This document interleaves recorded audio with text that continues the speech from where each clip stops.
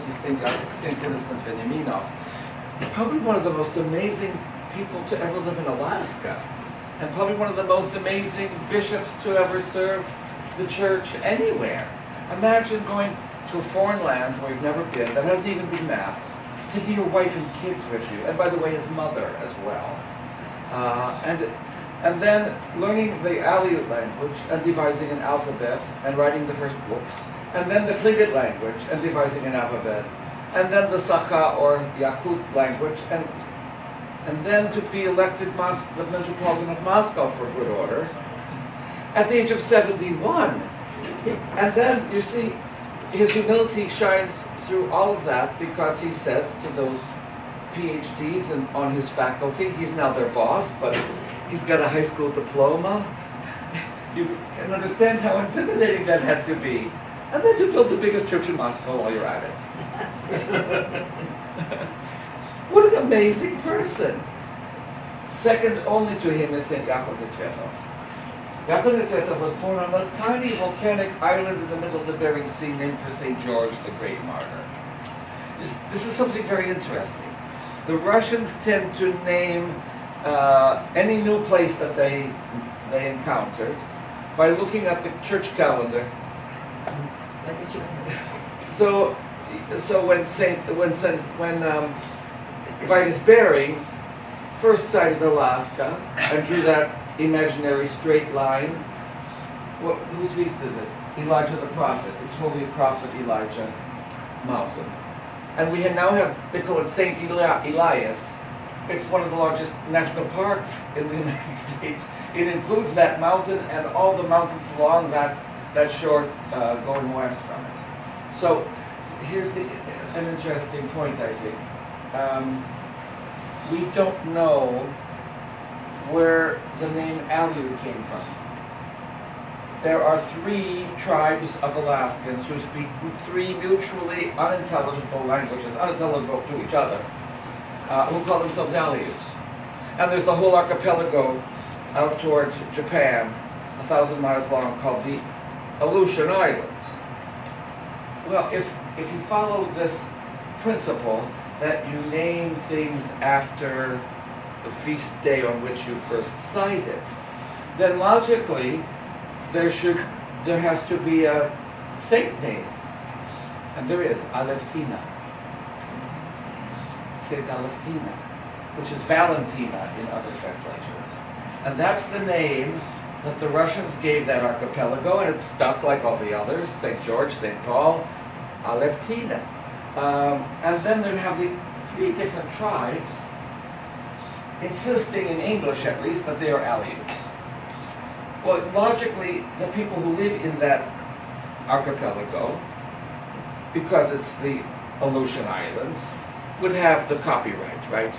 They have in principle, the right to call themselves Aleut because they live in the Aleutian Islands. But the Kodiak people, who are their ancient enemies, and who speak a completely unintelligible language to the Aleut, also insist that they're Aleuts today. And much to my chagrin or surprise, there are villages in the Yupik Eskimo region who, when asked in English, what's your identity, they say we're Aleuts. I remember almost arguing with an Aleut Yupik speaker. This woman was filling out some kind of government form and they asked for her identity or ethnicity, and she checked Yupik. No, she checked Aleut. And I said, but you're Yupik, I think you checked the wrong box. She said, no, I'm Aleut. So I said, oh, well, that means your ancestors came from the Aleutian Islands and somehow moved here. No. Oh, then you have relatives from Kodiak Island, maybe. No. And I blurted out, it was rather arrogant of me, then you can't be Aleut. And she insisted. And then I suddenly realized, wait a minute. The woman I was about to argue with was named Tatiana Tretyakova. Oh, wait a minute. Maybe this name Aleut is not a tribe. Maybe it's not even a language. It's simply a cultural identity. And people in the Aleutian Islands unanimously consider themselves part of this identity. People in Kodiak consider themselves part of this identity, and even some Yupik speakers consider themselves Aleuts because it's not a tribe and it's not a language. It's sort of like Swiss. If you compare, if you landed in Geneva and everyone was speaking French, you would assume you were in France, but the people living there said, no, we're not French. We speak French, but we're Swiss. And if you landed in the northern part of Switzerland, you would assume that you were in Germany because everyone's speaking German, but they would say, no, we're Swiss. And if you landed in southern Switzerland, of course, they would all be speaking Italian, but they would insist that they were Swiss. Now, wait a minute. That can't be. You're supposed to be Italian, you're supposed to be French, you're supposed to be German. But what makes them Swiss? A common history, a common story. And that's what I'm going to tell you today. The common story that makes Aleuts Aleuts. And it starts with the first Aleut priest, Father Yakov Nitzvetov, born on this tiny volcanic island of St. George in the Bering Sea. His father was, this is common to most everyone who calls themselves Aleut. His father was from Siberia. He spoke Russian. He was Christian who came to Alaska very early on. Actually, he was an employee, a foreman under Baranov at the Russian-American Company. His mother was Unangan speaker. She was a native of Alaska, an Alaska Native woman. She spoke her Alaska Native language. So Father Yakov grew up in a house where Russian was spoken and used when directing the employees of the company, but in a community that was overwhelmingly Unangan, Aleut speaking. So he grew up bilingual. His father was determined that none of his sons were going to work for the company. He wasn't that impressed, I guess, with the company management. Remember, his boss was Baranov, so you can understand why. And so because he didn't want any of his sons to be indebted to the company, even for their education, he sent his oldest son, Yakov. The father's name was Igor, so he was Yakov Igorovich. Yakov Igorovich went to Irkutsk, and at his father's expense, studied at the Irkutsk seminary, 2 years behind Yohan, Popov, Veniamina. So they would have known each other already in Siberia. And St. Innocent, we didn't know at that time yet, he hadn't made up his mind to go to Alaska yet, but they certainly would have known each other, and clearly as classmates, it's logical. This man, Yakov Nitzvetov, was from this exotic place that hadn't been mapped. You can imagine the other students asking him, what's it like to be there? What's the culture like? Maybe even St. Innocent started to learn Unangan Aleut from his classmate, Yakov Nitzvetov. We can't document any of that. We don't have any such information about their life together in seminary, a couple years apart. Veniaminov left Alaska, went to Sitka, as we told you, began learning, at least continued, I would say, to learn Unangan Aleut while he was in Sitka for that year, devised the alphabet and went off to the Aleutian Islands. But right behind him came Father Yakov Nitzvetov, 2 years behind. He married a Russian woman, Anna Semyonova. And the two of them were assigned they never went to Sitka at all. They somehow managed to get on a ship that took them straight to his assignment at Atka. If you can imagine the Aleutian Islands are 1,000 miles long, Atka is about 500 miles from one end and 500 miles from the other. And the people there were of Russian as well as Unangan descent.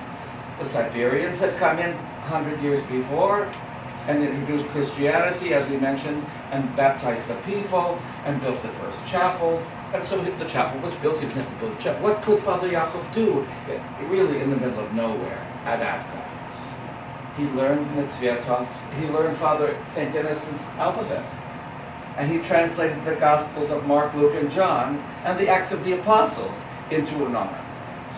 So he not only continued, St. Innocent translated one Gospel, Father Yakov translated the other three, and the Acts of the Apostles besides. And following St. Innocent's guidance and principles, he opened the first school at Atka, where the people would learn to read and write in their own language, and those who knew Russian, of course, were able to learn to read and write also in Russian. This is what makes the Aleut story the same wherever you go. Where people call themselves Aleut, they are claiming that they have ancestors from Siberia or Russia who introduced Christianity to their family. So on their father or grandfather or great-grandfather's side, they can claim to be Orthodox back to the time of St. Vladimir. And then on their mother's side, when the rest of the community became Christian, became Orthodox, and the two came together and reinforced each other. And they reinforced each other in exactly the ways that we already talked about with the animals and that kind of spirituality. Then St. Yaakov spent 20 years, not 10, twice as long as Veniaminov in the Aleutian Islands, but it was his homeland. These were his people. His wife got sick. We're not sure what, but the only hospital in the whole colony was at Sitka. So we're back to Sitka. And she went there and they tried to treat her. We suspect it was cancer, and she died. And she's buried at Sitka, and because the weather promises to be so kind to us tomorrow, if we have time, we'll visit her grave as well. Because years later, Father Yaakov came to Sitka and also died in Sitka, 40 years later, and he found her grave. They had no children because they were only married a few years before she became sick. He found her grave, and it's rather touching. It's in the forest. It's very easy to find. We wouldn't have any trouble, but you have to go through the brushes on both sides. If it was wet and raining like it was yesterday in Juneau, we'd all get rather wet just trying to reach her grave, but hopefully we won't have that problem. There's a slate memorial stone erected over her gravesite. And it says, "Here lies Anna Semyonovna Nesvetlova, wife of Archpriest Yakov Nesvetlov, and the day of her birth." Who else would know when her birthday was? Right? And that this place awaits the resurrection on the last day. But it had to be him. Nobody else would have cared who this woman was from Russia. Comes to Atka and then dies in Sitka. So, Father Yaakov, 20 years. The same year, the year after his wife died, his rectory burned down. And the nephew that they were adopting as a son caught pneumonia and also died. So now he's all alone, homeless, a widower, 20 years in the Aleutian Islands. He wrote to the bishop, Innocent Vinny, "Your Grace, 20 years in the Aleutian Islands. I request permission to retire and enter a monastery back in Irkutsk." And in principle, his bishop, Innocent Veniaminov, was not against it. Of course, Father Yaakov, you deserve it. 20 years in the Aleutian Islands, paddling, of course, by kayak, all the way to Attu and beyond. They gave him the parish in Urop Island. Urop is part of the Kuril Islands, the chain of islands that come from Kamchatka south down toward Hokkaido. So he was going to Japan in his kayak. 20 years, and he kept, this is the most amazing thing, the church administration, and they must have learned this in seminary, the church administration taught priests, especially in these missionary situations, to keep a daily journal of their pastoral activities. Not the dear diary, the weather's raining again and I'm feeling depressed. Not like that. It was, today I had a funeral, a lady of so many years perished, died, and I'm burying her tomorrow and consoling the family. I had 12 students today teaching them to read and write in the Ugandan language. It was all kind of rather boring, rather routine, but they kept daily journals. And Father Yaakov, whose handwriting is actually quite splendid, he loved calligraphy and he made beautiful posters. We believe that he painted all the icons for the chapel at Atka. So he was a talented artist. In some ways, you see, he was even superior to his mentor, St. Innocent. But he kept a copy for himself and sent a copy to Sitka. We had all the copies of Father Yaakov Nesvetlov's daily, rather routine journals in the bell tower of the Sitka Cathedral, which then burned in 1966. But he kept copies. So in the Atka church, they had all 20 years of his pastoral activity. As I say, for the most part, rather boring and routine. But There was nothing boring and routine about Yaakov Nesvetov's life. That you have his journeys all the way to Japan and back. And like St. Innocent, who met shamans and had to kind of interview them and determine whether these shamans were favorable to the gospel or hostile to it. St. Yaakov has similar conversations with the shamans along the Aleutian chain. People are sick, Father Yaakov prays for them, and they are healed. There's no such miracles in the journals of Father Innocent Veniaminov, but with Yaakov Nesvetov there are. And in principle, he was granted retirement, but the bishop, St. Innocent, said, as soon as I find a replacement.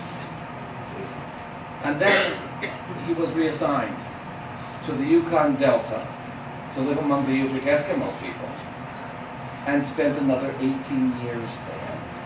So much for early retirement. And among the Yupik people, of course, the climate's completely different. The Aleutian chain is similar, not identical, but similar to what we've seen the last couple of days here in southeast Alaska. High mountains, volcanoes, but without the trees. There are no trees in the Aleutian. But the Yukon-Kuskokwim Delta is flatter than Kansas. It's swampy. There are hundreds, probably thousands of lakes and ponds. And you can't really travel easily until it freezes, which, by the way, is every October. And then you can get around fairly well until every May when it thaws. But it's well below zero throughout those months. This is totally different from, as you can tell, southeast Alaska, or for that matter, the Aleutian chain, where it very seldom, it can go below freezing, but just a little bit, just enough to make it uncomfortable. And windy. Well, even worse in the Aleutian Islands than here. But the Yukon-Kuskokwim Delta is well below zero for 6 months of the year, with mountains of snow and constant wind. He was, in the 18 years he spent in this region, almost chronically ill. He lived in a one-room cabin. They said they gave him 2 subdeacons to kind of help him out. He had no wife and family, but there were 2 brothers, Konstantin Lukin and Ivan Lukin, who were his right and left-hand men. And they'll come into my story in a minute. But there were weeks when, according to his journal, he could not walk. His legs were inflamed. He probably had arthritis or rheumatism or both. And there was no clinic there. There was no possible means of providing him with any kind of medication. Well, one thing that's extraordinary about him, 18 years in the Yukon-Kuskokwim Delta, and every year, no matter how sick he had been during Great Lent, which was most of the time, he would, against all the pain in his legs, drag himself out of bed and serve, beginning Lazarus Saturday, all the services of Great and Holy Week and possible. And every year, without fail, it was the Paschal experience that energized and even healed and cured him, so that from then on, at least till Pentecost, he was fit. Now for 8 years he had no church at all. In the Aleutian Islands that was also true, but he eventually built a church at Atka. But the lumber had to be shipped in because there are no trees in the Aleutian Islands. There are also no trees in the Yukon-Kuskokwim Delta. He spent 8 years there, and like the Aleutians, served in a tent. But this was a tent in very different circumstances. A tent at 20 and 30 and even 40 below zero. So he wasn't just getting out of bed and going to a comfortable chapel in which to serve the Holy Week and Paschal services. He was getting out of bed and well below zero celebrating all those services, and he had to translate them all into Yupik himself.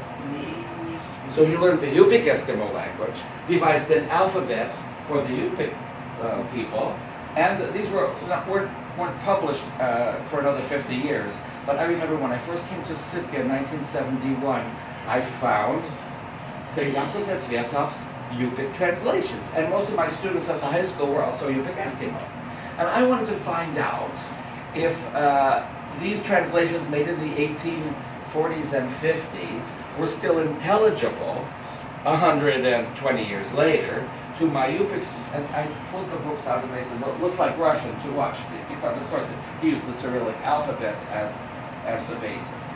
Now St. Innocent devised completely new letters for the sounds of the Aleut language.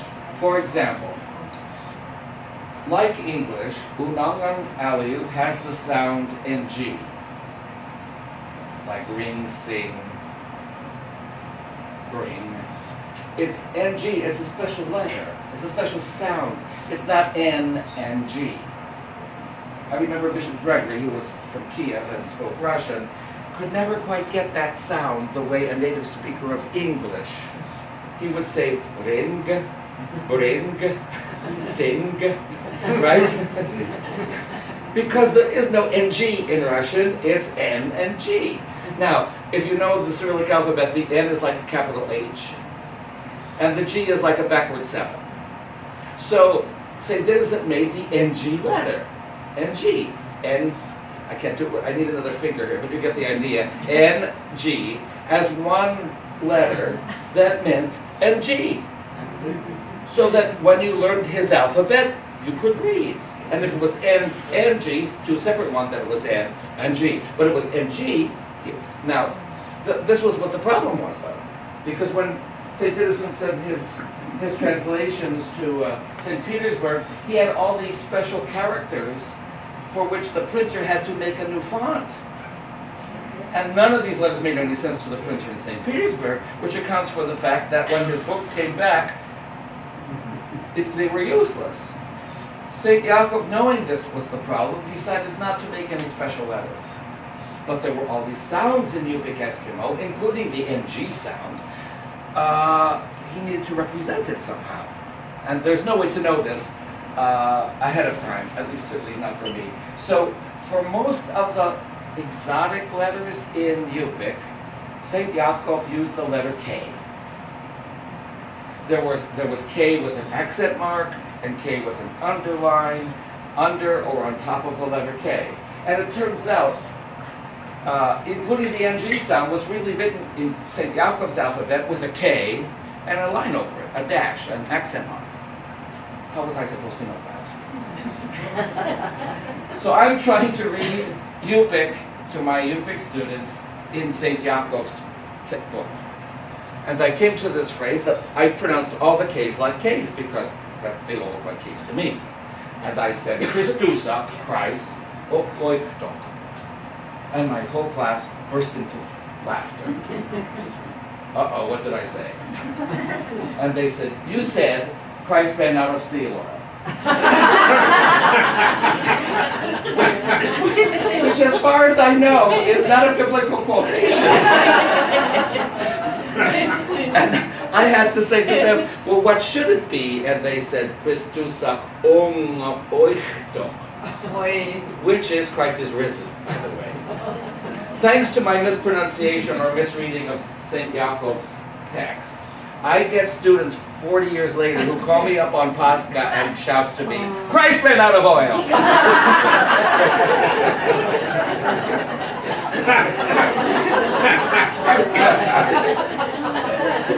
But you see, St. Yaakov took what St. Innocent had done and did his best to make it easier for the printer to print it, and without any special fonts. And my father-in-law, who could read St. Yaakov's text, the Cyrillic Yupik alphabet, insisted that it was the best way to write his language that he had ever seen. So 100 years later, his books, his prayer books, were still being used. Now, when he was at the town called Russian Mission, it's really odd because, like Juneau, they call the St. Nicholas Church the Russian Orthodox Church, but as you know, there were never any Russians there. Russian Mission, there were never any Russians there either. They were all Aleutians. From Kodiak Island and from the Aleutian Islands, these were people who, by my definition, have ancestors who came from Siberia, who married local native women. In this case, Ivan Lukin and Konstantin Lukin, their mothers spoke. They had two different mothers. One was Athabascan Indian, married to their Russian father, and the other was Kodiak Aleutic, married to the same Russian father. And then St. Yaakov had the Russian father married to an Unangan Aleut woman. So they were all represented at this town he called community, which now has been named by the Americans Russian Mission. They were all Aleuts. The Aleuts never get credit for what they do. In any case, he spent the last 18 years of his pastoral life there. And we found, this was the amazing thing, We thought that these journals were lost because of the fire. And then in the mid-1970s or early 1980s, I don't know the date for this, the people at Russian Mission on the Yukon River had built a new church. Actually, their second or third church, because wooden churches don't last more than 50 years. After 50 years, things get rotten, things need to be replaced. It's just easier to demolish or replace the old church. And they had a church on the hill, but which was now derelict and abandoned, and the new church was down by the riverbank. And then for some reason, Bishop Gregory said, let's go up and look at the old church. Okay, it was a nice sunny, warm day in August. We climbed the hill, and everything had been removed, of course. It was all the icons had been taken to the new building. But as we were leaving, in the bell tower, the bishop looked up and said, well, that's odd, there's a trapdoor there. I wonder what could be up there? And there were rungs of a ladder installed right into the wall, so we didn't have to go find a ladder. Father Paul Mercourier climbed up the ladder and opened the trapdoor and went up. No, there's some cobwebs here, and oh, he almost fell over something. But there's a box here, a wooden crate. The bishop said, well, bring it down. And I remember helping to lower this crate, to put it on the floor in the bell tower as we were leaving the derelict abandoned church. And as we opened it, we found 18 volumes of Yakov Sviatov's journals. It was like finding gold, right? And those have been translated into English. Now, 18 years, a lot of it is just boring and routine. But then you read what it was like to live on the Yukon River in the 1850s before any outsider had ever ventured into the region. Father Yakov got his mail at St. Michael's about 100 miles away. The supply ship came across the Bering Sea from Siberia and it anchored at St. Michael's trading post. But he had to come down the Yukon River, out through the delta, out into the Bering Sea, wait for the supply ship, which brought him all his wine, all his flour, all his church supplies, all his mail, and then put last year's journal on it to send it to Sitka. And some years the ship came, and some years the ship didn't. And some years it came late, so late that by the time he was on his way home, the river froze, and they had to unload everything from the boats and send dog teams from the village back to fetch the supplies. Just picking up his mail was an ordeal. Now just think about this for a moment. Father Yakov Sviatov, 38 years as a priest, 20 years in his homeland, 18 more among the Yupik Eskimos, serving in a tent at 40 below zero, getting his mail once a year, if that. Alone, sick half the time. We complain when the church is drafty. It's cold outside, I think I'll stay home this Sunday. We complain when UPS is slow. Right? Almost anything, especially we priests, almost anything we can complain about or criticize about our circumstances. All you have to do is think about St. Yaakov and say, and who am I to complain? He lived under those circumstances for the rest of his life. At one point, the Athabascan Indians, who live in the interior of Alaska, sent a delegation down the river and kidnapped him. Get in the boat. Where are you taking me? Never mind, get in the boat. You've been promising us that you're going to come visit us and tell us your stories for the last 12 years, and you keep postponing and putting it off. Get in the boat. So they paddled up the Yukon River for 4 days. He says that in his journal, now we have this in his own words, they put him in a little hut. The village was practically deserted. It's May of, I think, 1858. He says, I waited all day wondering what this was all about. And then toward evening, they summoned me. I came out to the riverbank, and I counted over 100 vessels. Canoes, kayaks, and one baidar with a sail. Over 100 boats, filled with hundreds of Athabascan Indians, converging at their own initiative on that site. Tell us your stories. So he started with Genesis, and 3 days later ended with Pentecost.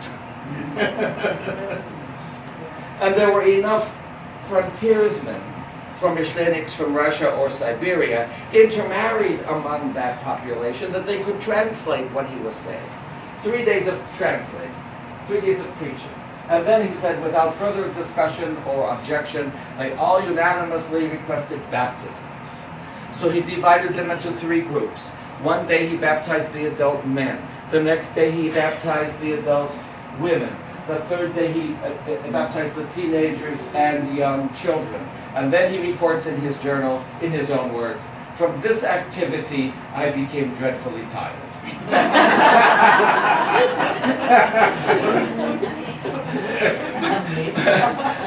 But the sight, and this is where you get really the significance, but the sight of so many new Christians, former enemies, people from different tribes, now united, praying to the same God, gives me such joy that all my physical weariness and bodily pains have left my body.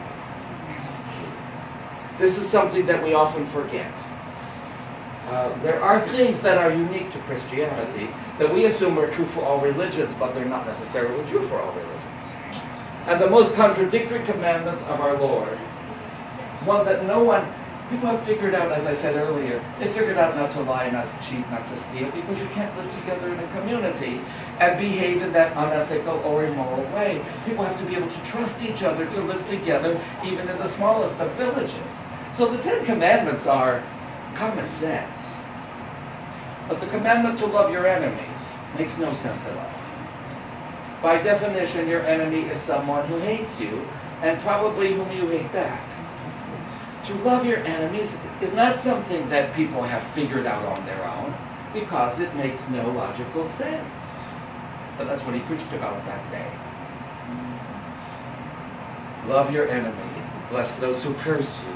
Do good to those. And these people, they called a truce between their warring factions. They were people who spoke several different languages. Athabascan tribes, there are 12 different tribes in the interior of Alaska. There are probably 3, 4, maybe even 5 different tribes there, all of whom call themselves the human beings.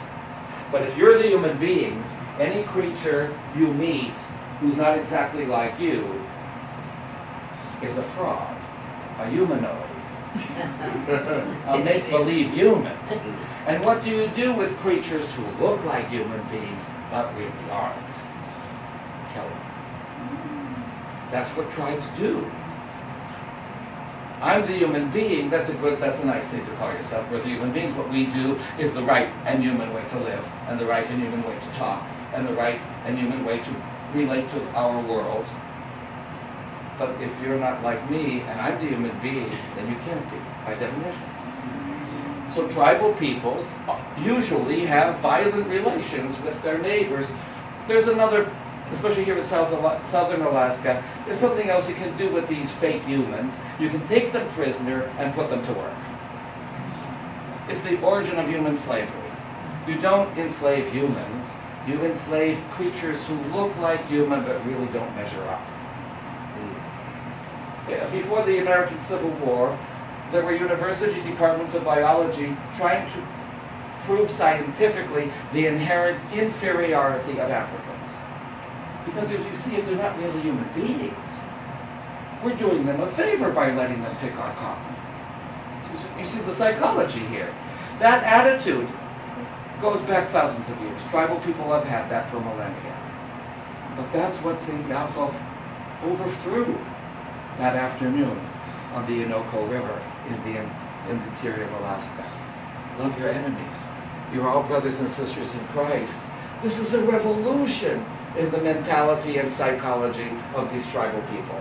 And then they give him the boat and he goes home in 1 day. Because with the current, it doesn't take 4 days to get back to Russian mission. He's back there in no time. And it's almost a small episode in 18 years of missionary work in the interior of Alaska. It's rather, St. Innocent has nothing like it to compare to this missionary. Although he was kidnapped, he didn't set out to do this on purpose. But you see how it all worked out. One of my favorite episodes in the life of St. Yakov. He's constantly asking for help. His territory is the size of Ohio. He's got dozens of villages scattered along 3 different river systems. And he can't manage. And his health is so poor, and he's not getting any younger. And in Russia, they're getting his appeals for an assistant, but nobody wants to go. It's still not mapped, it's still the wilderness, it still might as well be the moon. And finally, they take advantage of this appeal by sending a priest they were clearly eager to get rid of. To tell you the truth, I can't remember his name off the top of my head. I should have researched that first. But he was clearly insane. So this is the kind of help you need, exactly like a hole in the head. Because this guy began making all kinds of accusations against Father Yakov and against Ivan and Ivan and Konstantin Lukin. Now there was a new bishop. Innocent Veniaminov had moved off to Blagoveshchensk and finally Yakutsk. He was gone. The new bishop didn't know anything about Father Yakov. He's just a priest out there in the boonies someplace. He didn't know him personally. He had no idea what his life had been like. He had almost no basis for any empathy for Father Yakov. And the bishop was getting these allegations from the new priest at St. Michael's against him. In fact, the allegations were absurd. He wrote a letter to the bishop saying that Father Yakov and his two sidekicks, the Lukin brothers, were mass murderers. They were going from village to village killing people. That wasn't true. They were going from village to people, inoculating them against smallpox. But you see how that got distorted. And the tragedy was that, in fact, some people who got, not people who got inoculated, but they inoculated people against smallpox with live bacteria, which made them infectious of the disease if they came in contact with someone who had not been inoculated. And what had happened tragically in several incidents, they came to the village, they came with the vaccine, they inoculated, because there were worldwide epidemics at that time that eliminated entire villages. And they were trying to prevent that, of course. But if there were men out hunting from the village, and they came back too soon, you could say, while their own family was infectious still, then they got smallpox and died. But that was